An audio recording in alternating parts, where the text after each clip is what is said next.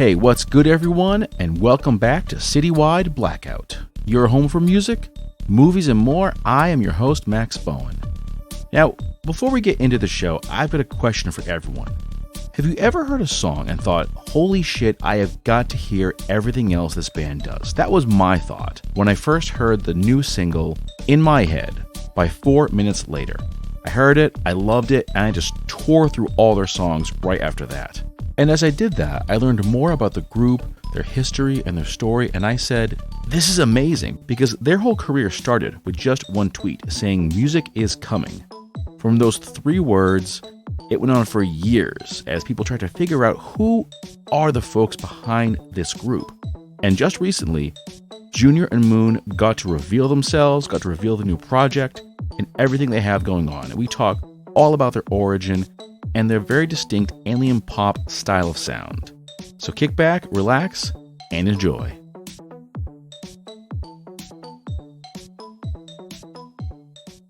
Four minutes later, Junyor and Moon here in their soon-to-be converted studio. Guys, welcome to the show. It's great to have you here. Thank you for having us. No problem. Pleasure to be here. No problem. So I actually want to hear first about the studio. You mentioned prior to us recording that this was a converted barn. So how did all that come to be? So I'm very lucky. I mean, we're both very lucky that we have very supportive families.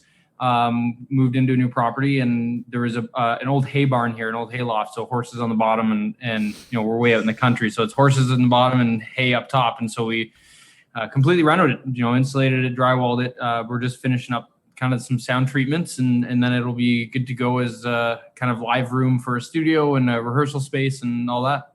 Damn. And the two of you are doing like the work yourselves? I wish. I'm not that handy. I don't know if I might not be able to play guitar, lose a finger during the renos. I don't know. Hey, sacrifices, man, sacrifices. I mean, some of it, like the sound treatment and stuff. Like, yeah, we're building some sound baffles and that kind of stuff. The easy work. But yeah, any of that stuff, I'm sure it probably wouldn't be to code if I finished it with duct tape and popsicle sticks. As long as it doesn't catch on fire, I guess you're good to go. Yeah. The reason I asked that question is that you guys seem to be a very much like DIY kind of band. Like you started in 2018 with just like this one tweet saying music coming soon, and that just kind of got the ball rolling, got some attention. And from there on out, you've been doing like your music, the videos. How did the group come together? Well, it actually started as a bit of a side project. Both Junyor and I were playing in another band together at the time, and we were just trying to write music together, as any band does.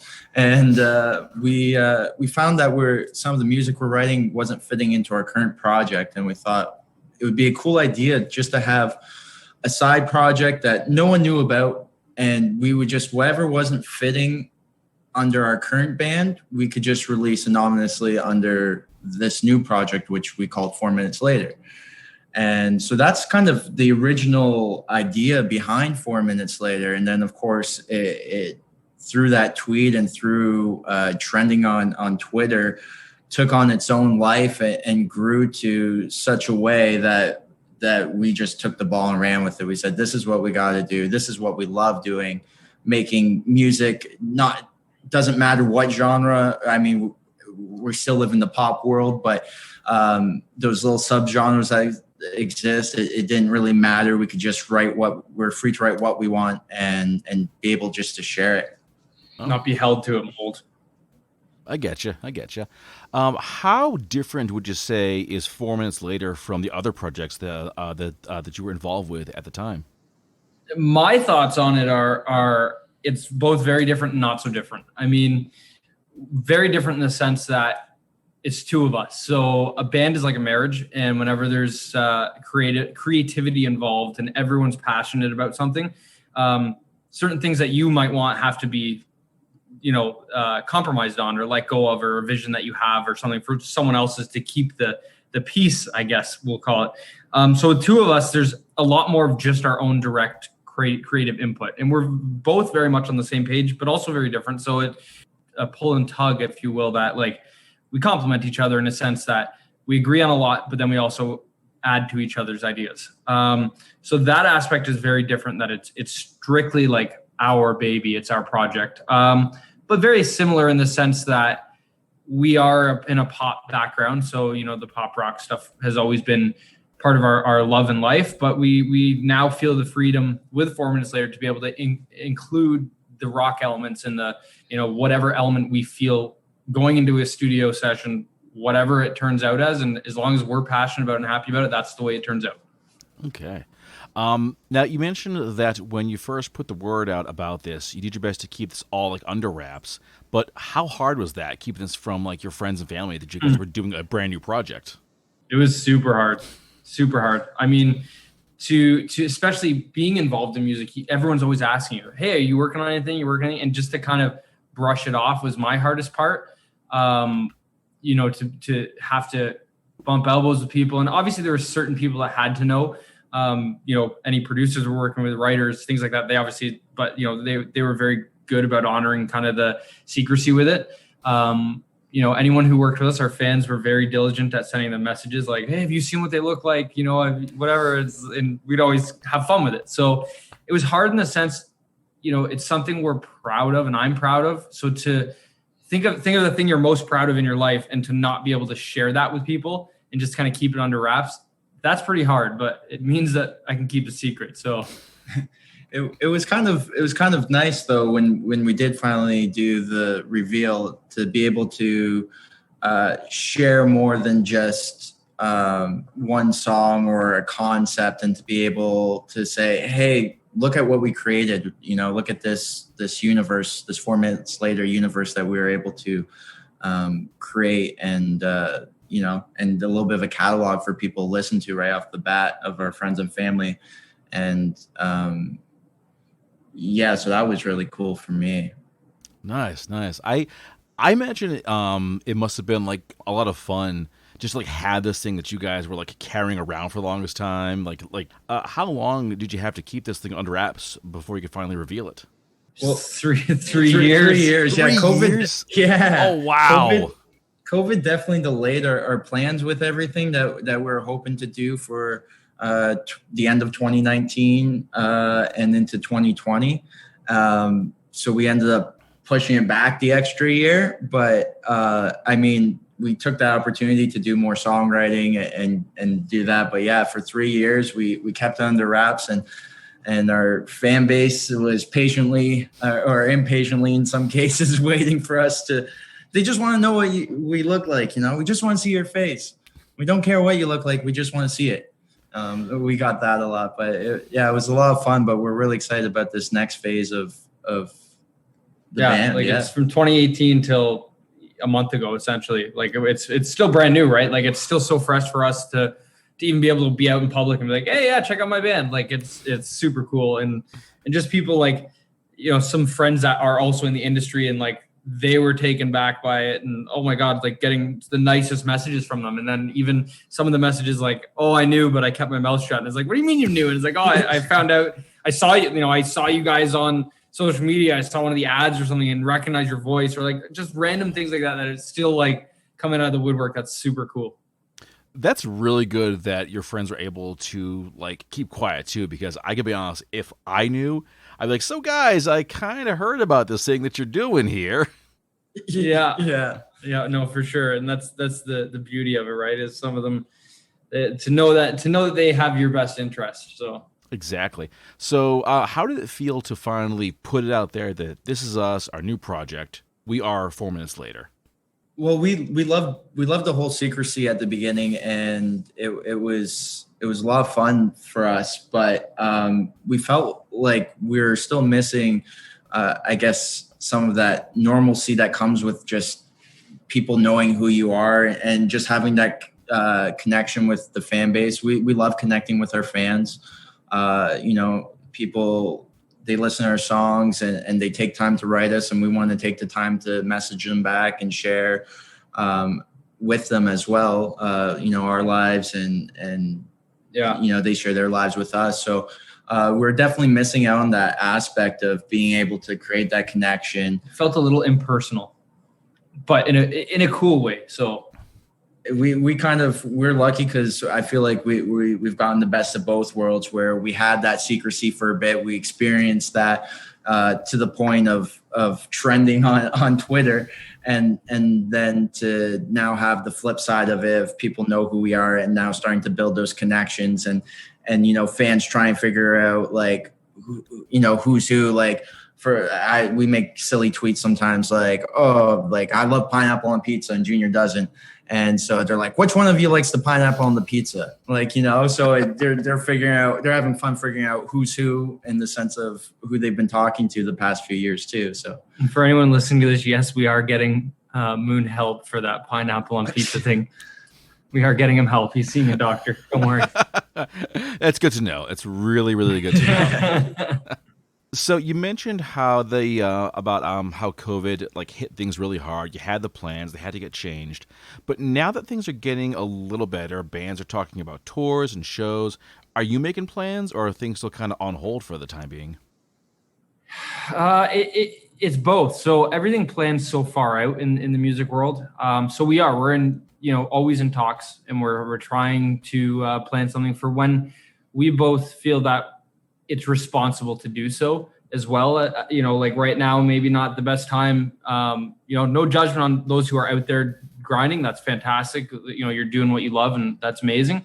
I think it's just a matter of timing being right for us with the album, and with when it's safe to do so and safe to cross borders and do it to its full capacity. And the big thing for us too is we've never met these fans before, and they're going to come out with a lot of love, and we want to be able to give them a giant hug back and get close to them and not have to worry about possibly someone falling ill from it. So I think it's a timing thing, but we are certainly everything's in the works already for it. So we are hoping to hit the road sooner than later. Cool. Anything you can talk about right now? As far as live performances, nothing confirmed. The typical I will not confirm or deny. There's lots in the works. Nothing's been confirmed. I don't want to jinx anything. So we can talk about that. We have a crap ton of music on the way. We're always working on that. And that's, the main goal of 4 Minutes Later is music first. So that's what we're working on, and just finishing off the next body of that. And then, hopefully, if we're being honest, hopefully come fall, we'll be on the road. And next month we'll be flying out to our studio in Edmonton with the producers we work with out there, and finishing off the album, which is super exciting. Mm-hmm. Okay, let's talk about the music, because I have listened to basically everything you guys have up on Spotify. I'm totally like loving it. Cool, thank you. And thank God. No problem. And you describe it as alien pop, which I love that name. But how'd you come up with that? How'd you feel that really described what the music is? The alien logo kind of came on first. We're working with a marketing company, and they had kind of designed that. And at the time, we were still anonymous. So that logo really spoke to us, and we just loved the design. So we went with that. So that's been our band logo ever since. And then the way alien pop, it kind of just came directly from that. Like we said earlier, like we're still, although we like to explore these subgenres, we're still very much in the pop realm. And so the pop was the main thing. And then we had this alien logo. And so we just basically combined the two. But really, the reason behind it was just, we didn't want to, we would try like either submitting to playlists or getting our music out there, and people would say, oh, well, what genre are you? And we're going, well, I don't know what genre we are, right? We're just making music we love. So let's call it alien pop, because we're aliens and we're making pop music. So this is alien pop, and this is our brand of music, and that's our genre. And I think it allows us to be kind of creatively free, in a sense that any band really can put out any kind of music they like, but when you're known as a pop artist, kind of like Taylor Swift, right? It took so long for her to actually come out and say, hey, I'm not a country artist anymore, I'm a pop artist. And she shouldn't actually have to do that. She should just be able to put out whatever kind of music she likes and not have a stamp to it. But and I think that's what that allows us to do. Alien pop for us by definition, alien means foreign, new, it's not from here. So to not be, to not fit in the mold like everything else is kind of what we want to do with it. And I think that's the best word to represent it. Okay. I can definitely see this being utilized for like your live shows, some kind of like a stage show with props and sets and all that jazz.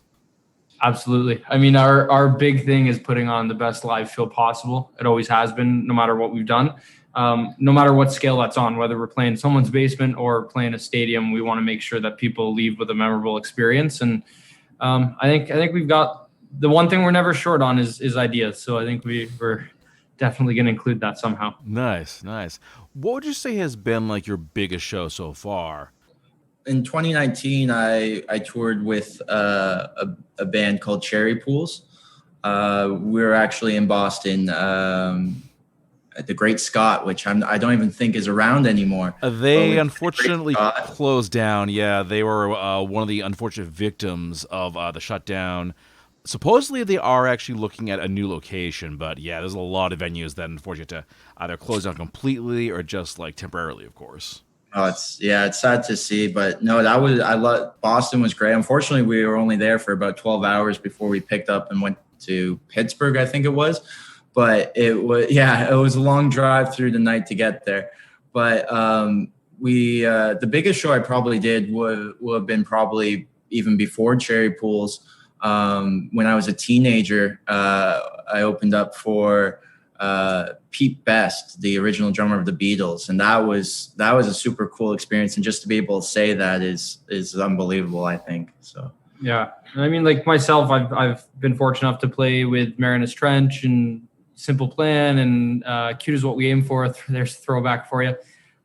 Some really cool bands that I grew up kind of admiring. I've been very fortunate enough to share the stage a number of times with some of those guys. All right. Any places on like your must play at list once that opportunity arises? So many. I mean, the dream would be to play a hometown stadium show, Toronto, Rogers Centre, something like that. But there's so many cool venues out there. Pantages Theater in Los Angeles, a big one for me. I saw Alice Cooper there a couple of years back, and that was just such a cool theater and a great show. So that's memorable. I mean, there's so many. I feel like every city has an iconic venue, and I mean, there's like Red Rocks is one that's like obviously way up there on the bucket list, but it's just every city has a cool, whether it be a dive. Like I've been fortunate enough to play the El Macombo here in Toronto, which is a very famous, the Stones played there and Stevie Ray Vaughan recorded a live album there. Like that was an iconic venue. So there's those hole in the walls for me that are really cool and have the nostalgia. And then there's like, hey, let's play any stadium that'll have us. But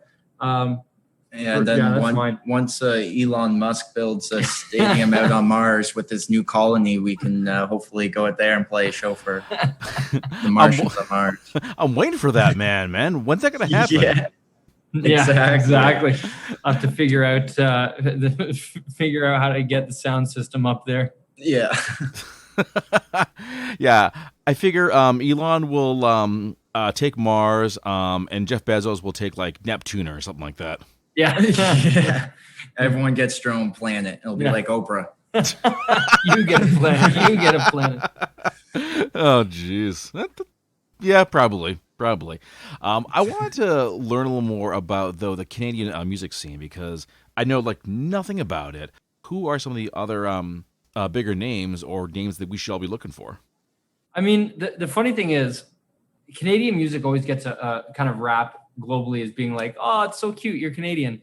But it's like, if you look at Canadian music as a whole, we dominate the market globally. Like we've got Bieber, Shawn Mendes, The Weeknd, Drake, Alessia Cara. Like there's all like you look at the Grammys or the Billboard Awards, and like the top 10, probably 6 or 7 of them are Canadians right now. So it's, and then you go way back to like the Bryan Adams and, Rush and all those bands. So, we get it rap as being this cutesy kind of, oh, that's cute, you're not real music. But like, it's just as serious as the States. In fact, it's a very tough market to make it in because our country is so vast where in the States, if you want to tour, you can drive 5 hours and play the next city. While in Canada, it's a lot of open field and space kind of in the middle part of our country that doesn't get many shows. So it's, but as far as artists, I mean, up and coming artists, one that we've had the pleasure of working with and doing some songwriting with, and she's actually featured on Bad Love,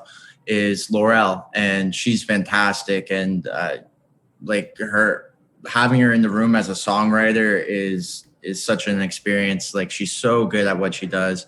Her songs just always seem to be amazing. I love her EP, and she's super talented. Yeah, she's recording a new album right now, which I cannot wait to hear. So there's artists like that. There's other independent artists. The Mono Whales, they were the first band recently to chart on Canadian radio as an independent act, and they're doing some killer stuff. Yeah, there's some great artists. Revive the Rose is another one, friends of ours who they're more of the hard rock scene, but again, another band just absolutely killing it. Huh. I never knew that Canadian artists got that kind of rap as being like, oh, you're not like real music. That's interesting. It kind of, and I mean, I guess part of that is because the States dominates everything, right? Like the States is the dominant market for anything, film, television, music. So essentially, like, and part of that being with music is like I said, the touring. You can only make it so long as a Canadian band. You could be selling out arenas in Canada, but your whole tour will be 15 shows. So you can only do that run, so many times to make a living. So I think that's part of it, that Canadian music trends do, in a certain sense, have to follow the US trends because they're the dominant player in the market. But yeah, it's almost this kind of like, oh, you're Canadian. And it's like, yeah, we're Canadian, but we're serious here. We love our music, and it's very family oriented. Like, you feel like a family with the bands that you're friends with here. So it's very cool. Okay. You mentioned Laurel, and likewise, I loved her role on Mad Love. I thought she just has an absolutely stellar voice. How did the three of you meet? Well, it was actually through our producer, and which is funny because we met our producer through her.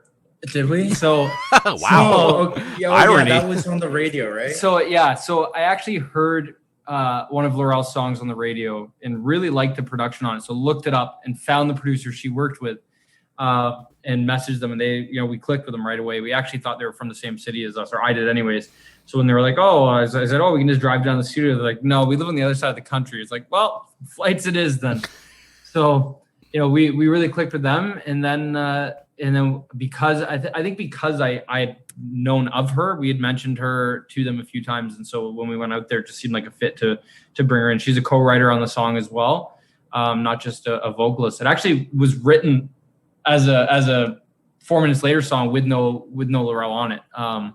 And she just, from us watching her in the studio and hearing her sing different parts, like, she has to be on this song. It doesn't sound right without her. Yeah, we do have a version where it's just Junyor singing the whole way through, and of course all the harmonies and all that good stuff. But we definitely, when, like Junyor said, when we're just having her around the studio and having her just sing the parts, and when she came up with a melody here or there, lyrics here and there, or we just felt, and the kind of song it was, that love song, it was great to get that female voice on there too. And as you mentioned, her voice is fantastic. So how could we not want that on our track, right? So yeah, exactly. Any other artists that you're hoping to work with in the near future? There's a few we got up our sleeves that we're currently talking with. Again, we don't want to jinx it. But then, I mean, there's always the dreams, right? There's always in a perfect world, I could be sitting in a studio with this guy or that guy. And I think the big thing is we just don't want to take our eyes off the prize, and we're happy to work with anyone, absolutely anyone. So I think at the end of the day, we keep writing music. We're going to keep making music. And if we can involve any other person in it in some way, shape, or form, and it ends up being something we're proud of, then it ends up getting released. So we might work with, a dozen people on the album, and only a few of them make the album, not because we didn't like them or like working with them. Maybe we'll work with them on the next track or the next whatever. We have to be passionate about the final product in order to put it out there.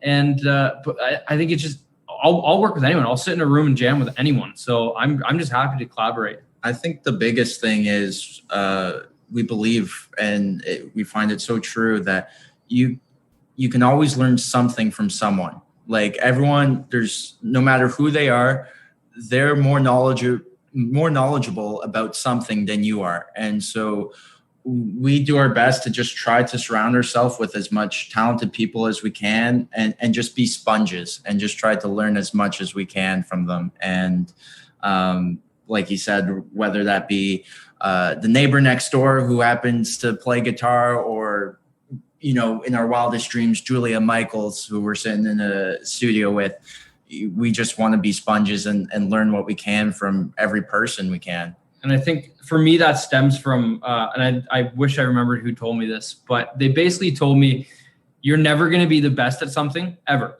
And it's looking at it from an honest picture. You're never going to be the best guitarist in the world. You're never going to be the best singer in the world, because there's always someone better. No matter what, there's always someone better. You know, you can open up Instagram right now and find 10 people better than you. Right? There's never going to be anyone ever better at being you than you.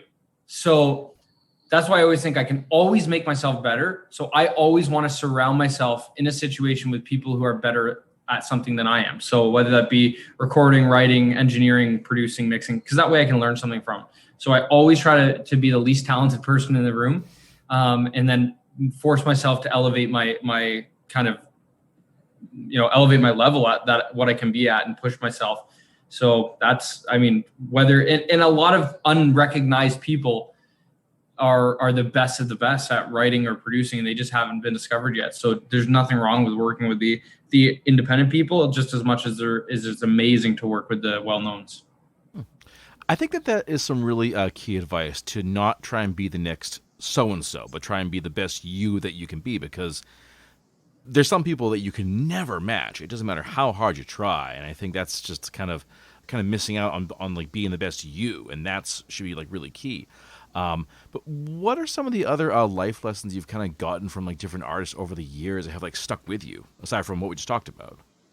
Just keep going. I think the biggest thing is taste is subjective. So you gotta have thick skin in this industry. You gotta have a lot of people tell you that your stuff is crap, and you're going to get a lot of no's before yes. Yeah, but and that's one of the big things is don't take no from a person who can't say yes. Is another one that I love. You know, if the person that you're talking to, whether it be a manager or a radio personality or something, if they don't have the authority to say, hey, yeah, we'll play your song or we'll throw you on this tour, don't let them tell you no. Talk to the person who can tell you no, and hear no straight from the horse's mouth. And yeah, maybe just like even on managing expectations too, right? Just you know, if you set expectations, you're bound to set yourself up for failure or disappointment. Not that failure is a bad thing. Failure is actually a good thing. You know, you're going to fail. It's inevitable. You're going to fail at some point, and you know, whether that be a song or whatnot that might not hit with everyone. But it's just about setting goals, but not expectations. I know those are kind of the same thing, so it's kind of weird to say that out loud. But goals you can keep striving for and keep working for. But expectations, that's what's going to let you down. And I think the best advice I ever had was never work with a guy named Moon. Whoops. You might want to rethink that one. Yeah. Geez, thanks. Whoops. This got awkward fast. You know, you talk about failures, and I'm curious, what has been your biggest like failure as an artist, and like how do you think you learned from it?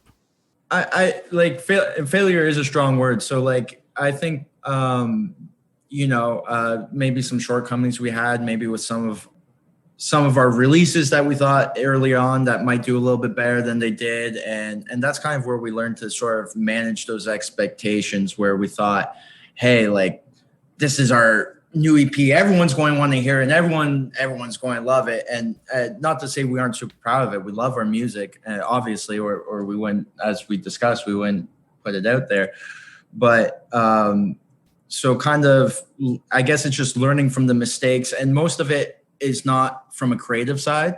So when I do say the EP maybe not being as successful as we thought, creatively it's as successful as we were hoping for or wanted to be. And but from a business side, as a do-it-yourself independent artist, there's a lot of learning and trial that go on the business side. So there's, I would say, a lot of business failures that we're learning along the way and getting better at, and how to manage ourselves as an artist, as artists.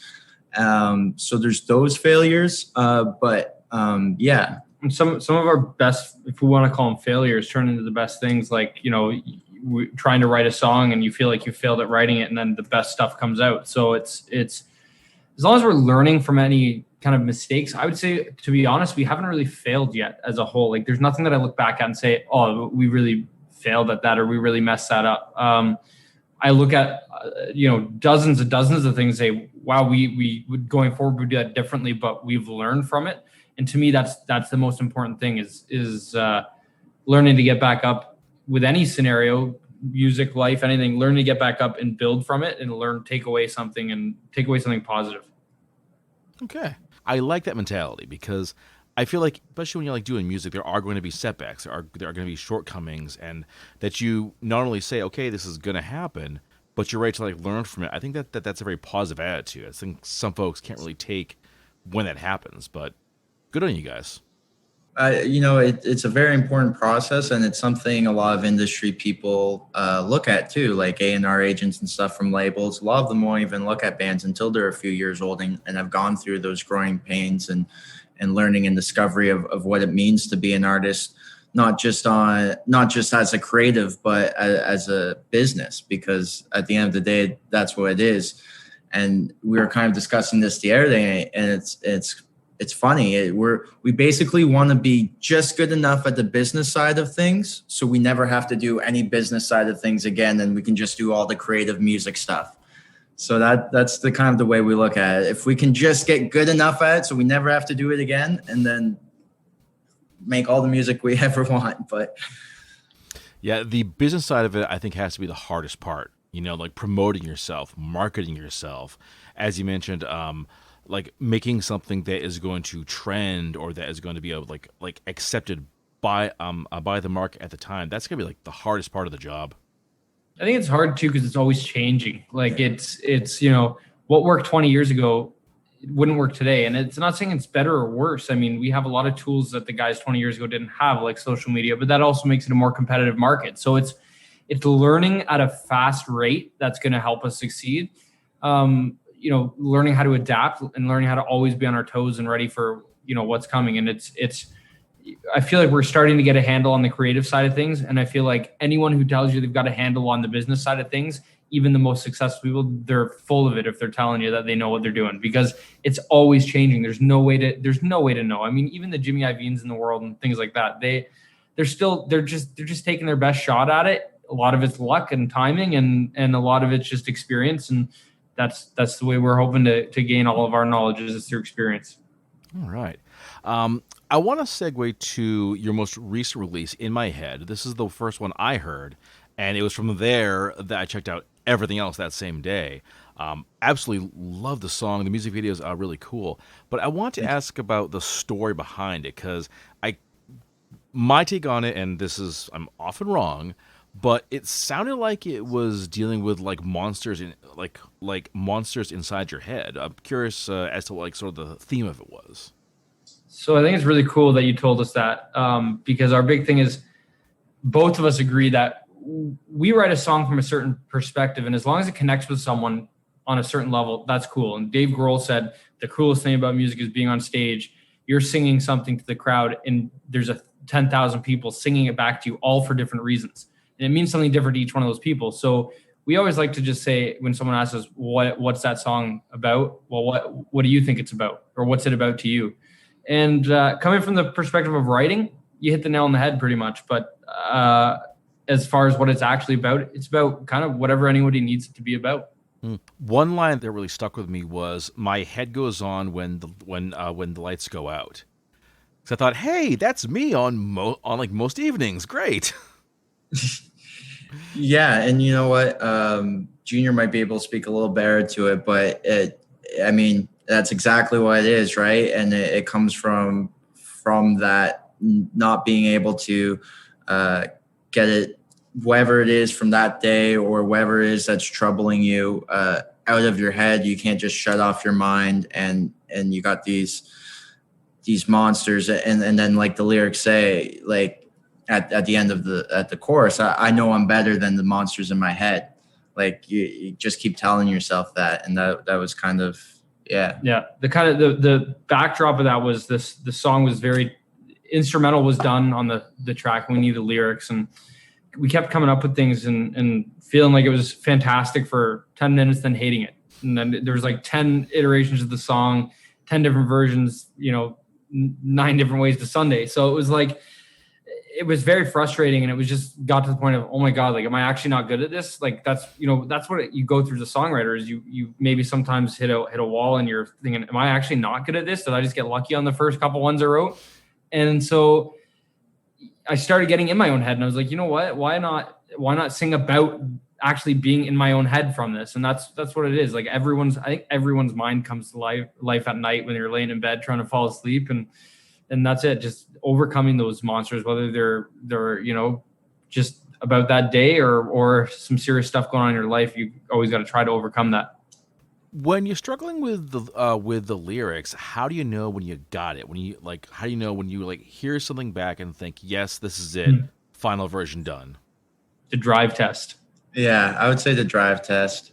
You put it in the car, you drive around, you blast the, roll down the windows, blast the music. That's the only way, honestly, is you got to do, even if it's not fully done, if you're working on a lyric or working on a riff or whatever, if you think you like it, you have to walk away from it. You got to finish whatever you're doing, walk away, even if it's 10 minutes, grab a coffee and come back in the room with fresh ears, listen to it. If you still like it, chances are that's it, and don't overthink it. If you're questioning it, then go with your gut and redo it. But the final product, whenever it's, getting mixes or masters or whatever, it's always a drive test. Throw it on in your car, turn it up to 11 and just drive. And if it makes you feel good, then, that's it. And we're also very lucky to work with some, really talented producers, and they're equally as good as songwriting too. And they join us on the songwriting for a lot of our tracks, and to have them to bounce ideas off of is huge. At the end of the day, we're just two guys, and so it takes a team to really make a band or an artist. And it's not just the artist. There's a lot of people playing and work behind the scenes, from PR to producers to songwriters that we work with, so we are very fortunate to have a very strong team behind us who believe in us. All right. So what is next for you guys? I mean, we talked about shows, about how that's a little bit on hold for now. But do you have new music coming out? We do, yeah.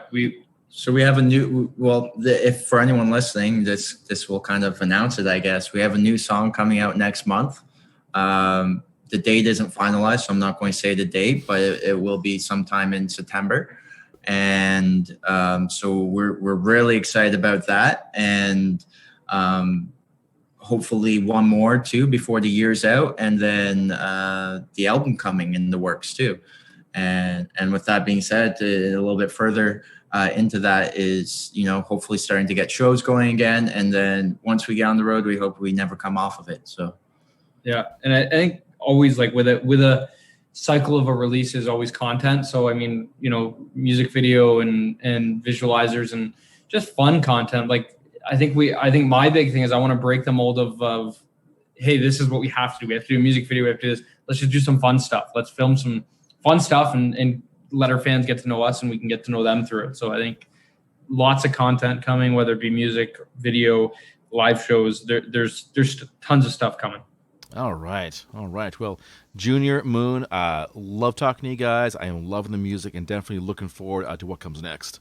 Yeah, we've enjoyed talking to you, and thank you for having us. And hopefully we'll get to do it again sometime. And when we do make it out to Boston for a show, would definitely love to see you there. Absolutely, man. Absolutely.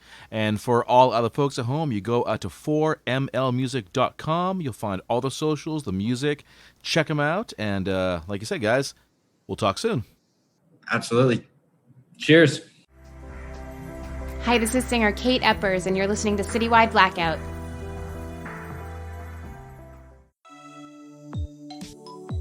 Okay, everyone, that brings this show to a close. Big thanks to Junyor and Moon for joining me. And be sure to follow them on their socials and on Spotify to check out all the new music they have in the works. And for this show, well, you can find it anywhere you check out your podcasts. Follow me on Facebook under Citywide Blackout and Twitter and Instagram under Citywide Max. And if you or someone you know should be a guest on the show, it's really easy. Message me at citywidemax@yahoo.com and we'll make it happen. Now, to close things out, I've got the newest single from 4 Minutes Later. It's called In My Head, and it's the song that got this whole episode started. As always, keep those ears open.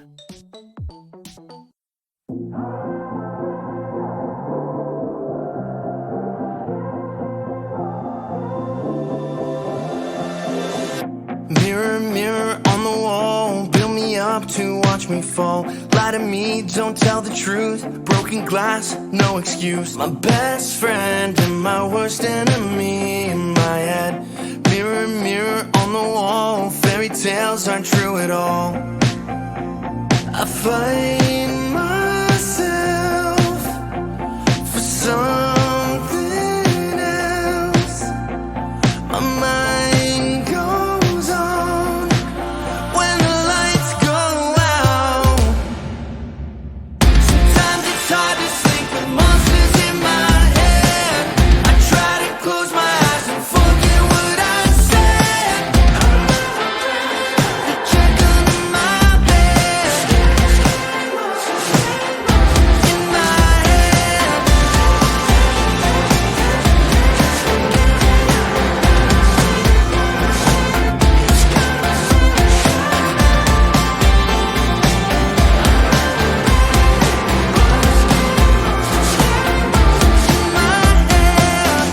Flipping through the memories of things you used to say to me, 'cause I just couldn't tell the truth. I never meant to lie to you. My best friend and my worst enemy in the end. Clearer, clearer, I can see you never should have trusted me.